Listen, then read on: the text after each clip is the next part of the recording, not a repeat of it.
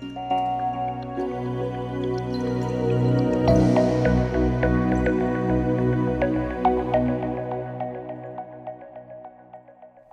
friends, I bring greetings from the WCA Global Council and the whole team working toward the next Methodism. We are so grateful for your dedication to this vision and for all the ways you are investing in making it a reality. Just your meeting matters right now. So it's a pleasure to be with you, truly an honor to be part of your gathering. We have just had such a beautiful event in Alabama. Were you with us? Man, it was good. It was like a little pep rally, only not so little. It was a great time to encourage each other while we affirm the work of so many who are wrapping words and values and systems around the global Methodist Church. The WCA Global Council heard the report of 2 task teams while we met back then, and we established 10 more teams, most of which are designed to make sure we don't leave any group behind. It really is a joy to dream. I have to tell you, I long for the day when we can begin to put hands and feet to the dreams we've been sharing and are sharing and will share. You might be wondering how the global WCA feeds into the next Methodism. How does all that work? Well, basically, our work has been to build the structure and to ask the hard questions about what the next Methodism might look like. A couple of years ago, we expanded that conversation so that others, leading laity, pastors, bishops around our connection could be involved. It doesn't just belong to us. That larger conversation gave rise to what we now call the Transitional Leadership Council, a group that has worked to further define the future global Methodist Church. So the global WCA supports the larger conversation. On Friday of our big gathering in Montgomery, the Global Legislative Assembly passed some important legislations, and maybe the most important one was to affirm the direction and vision of the future Global Methodist Church, which has been affirmed by the Transitional Leadership Team. Still with me? Well, I know what you're thinking right now. What you all want to ask, it's the question we all want the answer to. It's when. When will the Global Methodist Church launch? How long do we have to wait? It's a great question. And if I had the answer, I'd be the most popular person in Methodism.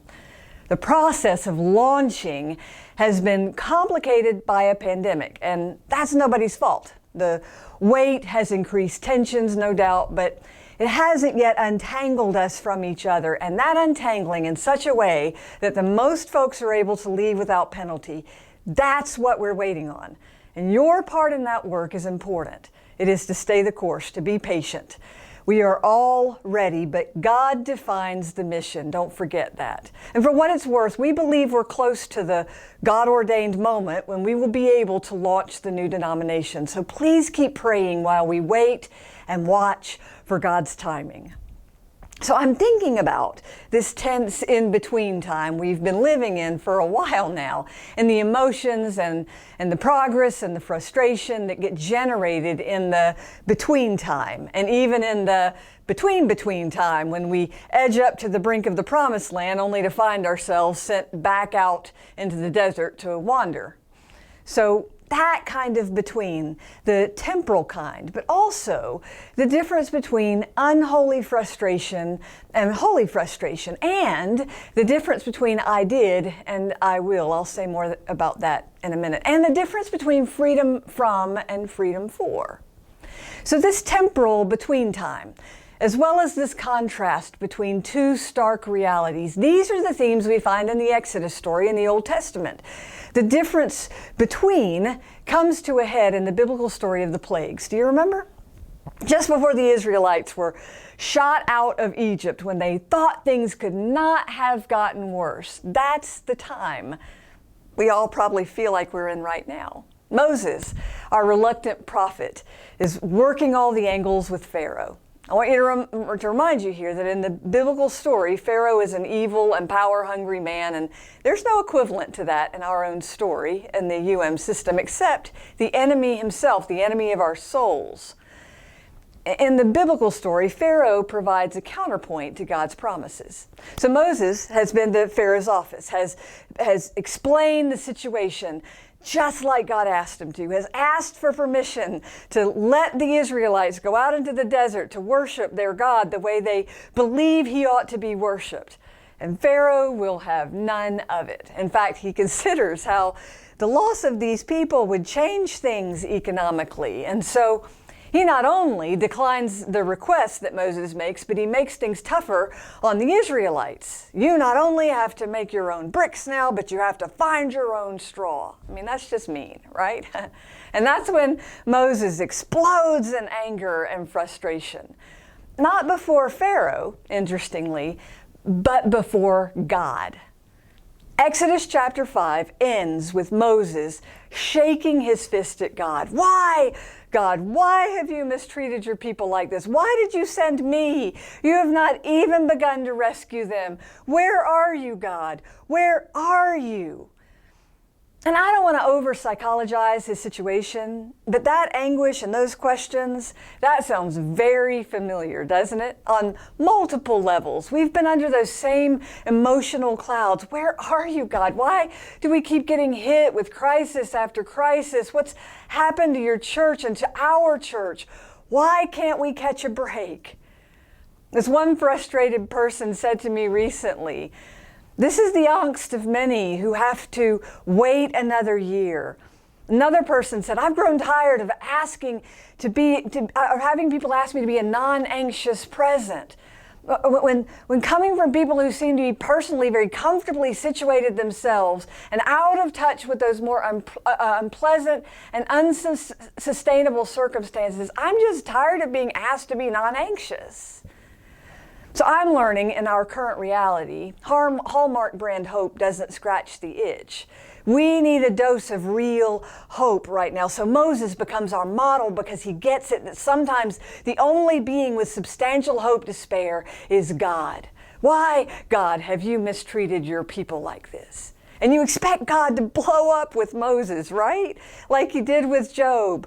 Where were you when I set the universe into motion? Did you make the Leviathan? You're like, I didn't even know what a Leviathan is. But God didn't do that with Moses. He didn't get mad or fire him, didn't make him feel guilty for being frustrated, which is good to know because sometimes when we fall apart in front of God, sometimes it is a sign of our own weakness, but sometimes it's the last blast before freedom, that pressurized moment just before we enter a new spiritual room.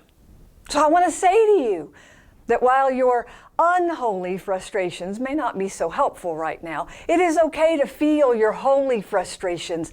And this moment is actually the most frustrating moment possible for us because no one has a great workaround. I learned that term last year from my friend Max Wilkins, workaround. Techies use it to talk about gimmicks you use to work around a problem to make things work. The ultimate workaround story is probably that one from Apollo 13. I'm stealing this story straight from Max. It happens right after the spacecraft goes into orbit. An oxygen tank explodes and the crew has to evacuate to the lunar module. Do you remember this? The lunar module wasn't designed for the amount of time they'd be in space, so the CO2 levels begin to rise in the module. Literally, one person's breath could be another person's death.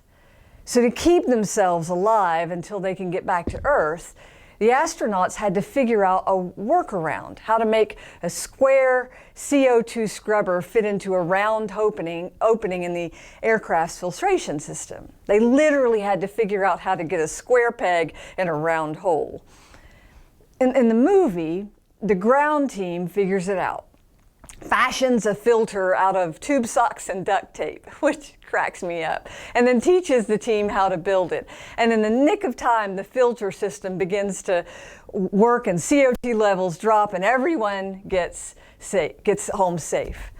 There's a lot in this season that feels to me like that story. I mean, here we are in this weird time when something unexpected has exploded, and now we're all forced off our main rocket. Last year's general conference to a smaller module this waiting game. And inside this space, we're dumping stuff out on the table. We're trying to figure out how to make our protocol hope fit into this space so we can all get safely out of this. And one person's breath could be another person's death, because some of us are content to wait, because patience is a virtue we've gotten used to. And to be honest, waiting may yield some miracle we haven't thought of yet. But meanwhile, others of us are way beyond waiting. We feel pushed around, bullied even. We don't trust the politics of these choices. We feel like hostages of an apostate church that abides by its discipline when it's convenient and sets it aside when it isn't. Small churches can't afford to buy their way out. Big churches can't afford the debate. And in other cultures, there are dynamics at work in this discussions we don't even know that we don't know about. On all sides of this, one person's breath could be another person's death. We're all trying to figure out if there is a workaround that will get us safely to the Global Methodist Church sooner than later. Who can hold all these circumstances and challenges? The anxiety on one end and the comfortable numbness on the other. Who can hold all that together? And I'm not just talking institutionally right now. I'm talking spiritually and emotionally. How do we hold one another together? How do we care for one another as this crisis wears on us? It's not naive or a dose of empty hope that God alone knows what we cannot know. God alone knows when this new thing will be released, how much His people can withstand. And listen, God alone knows the sweetness of good timing. So will He dry up the brook, to borrow a scene from Elijah, to shake us out of our current paralysis and move us on? Or will He spring water from a rock, to borrow a scene from the Exodus, which, if we mix too much impatience with that miracle, could have the effect of barring us from the promised land? What will hold us together in a land that isn't ours while God accomplishes every drop of purpose waiting to be accomplished before sending us over that line into what He has surely promised us? So, after he rails against God in Genesis chapter 5, Moses is exposed in Genesis chapter 6 to the most powerful promises of God, promises that answer not only their temporal frustrations, but in a much broader sense, our own human condition. Exodus chapter 6 says, I am the Lord, and I will bring you out from under the yoke of your oppressors. I will free you, and I will redeem you with an outstretched arm, and I will take you as my own people, and I will be your God. I will bring you to the land I swore with an uplifted hand, and I will give it to you as a possession. Not because you asked, but because I am the Lord, and that's what I have promised. In other words, God says, I've not changed. Even though your moods may swing and your perspective may shift and your circumstances may feel more like dead ends than paths through the desert, I am still the same powerful and loving God who cares for you and who wants to bring you into your destiny. I am and I will. Now, we need to admit something right here, and that is that I will is not the same as I did. Ask any parent who is waiting for their kid to take out the trash. I will is not the same as I did, you know? One of the most exquisite song lyrics to come along in a long time for me are the lyrics to Hillsong's So Will I. Listen to this. God of your promise, you don't speak in vain, no syllable empty or void. For once you have spoken, all nature and science follow the sound of your voice. And as you speak, 100 billion creatures catch your breath, evolving in pursuit of what you said. I find that to be such a profound thought that often we are running to catch up with God, with something God has already spoken into the world. Never mind what you think about evolution. You get this. When God took Abraham out into the night sky and showed him and said, Count the stars if you can. So shall your children be. And that when Abram didn't even have the first child and wouldn't for years. Or me, called into ministry when I was 13, but it would be 17 years from that day before I caught up to what God said. Surely you also can point to all kinds of places where God's I will became His I did in your life. God of your promise, you don't speak in vain. Your I will is just as good as your I did. This is sheer and substantial hope, friends, for those of us who live in this between time. Either God has spoken or He has not. Either He has or He hasn't. His promises don't disappear with uncontrollable circumstances or stubborn leaders. In fact, it may be that we are still running to catch up with God's I will. You have to wonder with every plague how the average person on the street in Egypt handled it, especially the Israelites. You could hear them. How much more of this can we take? But the plagues are about the power of God, who showed up in Pharaoh's pagan Egypt with all creation obedient to His voice. His display of power would shape the character of those who would lead this army of Israelites toward the promises of God. And you'll notice that the plagues were sanctification for Moses, proving that Moses must have been a Methodist. His circumstances shaped him. His faith quotient, notice this, his faith quotient is elevated by this season of constantly walking back into Pharaoh's office, calling out new plagues, negotiating new compromises, or not. By the time that last plague hits and the people have left Egypt, Moses is sold on the power of God. By the time they get to the Red Sea and the people are whining, why did you bring us out here? Were there not enough graves in Egypt? And by the time they have the sea in front of them and the Egyptians behind them, Moses is hopped up on faith and expecting the next miracle. He says to them, as if he has always believed in the power of God to make a way out of no way, Exodus 14:13, do not be afraid, stand firm, and you will see the deliverance the Lord will bring you today. The Lord will fight for you. You need only be still. And here's the punchline. The trick is in waiting out the hard moments, staying in the battle, trusting who has your back. It's not actually in the victory, it's in the standing. The abiding, the remaining, the praying. That's where the power is. It's in the sanctification itself. Abide, sit with me, learn me, trust me. That's the difference between unholy frustration and holy frustration. And the difference between I will and I did. It's that ability to stand and trust the only one who has power to deliver us from anything worth being delivered from. And that God, our God, is not just in the business of setting people free from. He is intent on setting us free for. Do you remember? I mean, God's sole refrain throughout that whole story of the plagues is this: let my people go so they may worship me. Let my people go. That's freedom from. So they may worship me. That's freedom for. All great delivery stories have an emphasis on freedom for, which is to say that deliverance is not just pain avoidance or about your comfort level or getting our way. No, deliverance is ultimately about the God we worship. We are not just set free from what holds us back. We are set free to serve and worship the Lord. So what do, you and me, personally, in this time between? While we are enduring plagues we didn't ask for and waiting for God's time and surely for God's miracle. Well, I don't know about you, but I don't want to get to the other side of this whole season with nothing to show for it but anger and weariness in my soul. I want what Moses had.